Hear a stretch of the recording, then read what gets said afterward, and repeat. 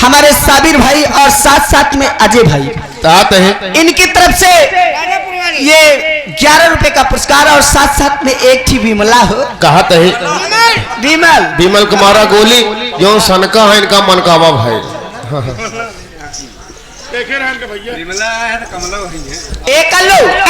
देखा इनके फरमाइश बा कौनो बेवफाई सुनाई देते कर जाऊ बेवफाई लेकिन कैसे हो मास्टरा कैसे हो अरे कहावा ले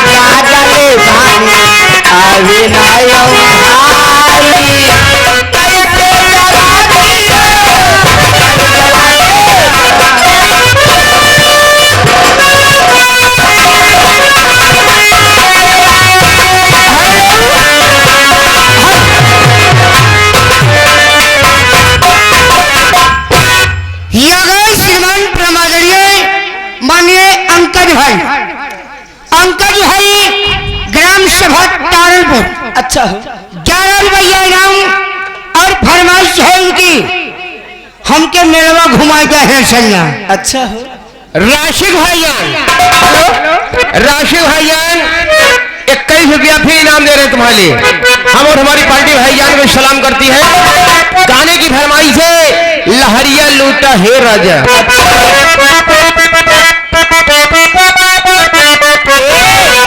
समोसा खियाई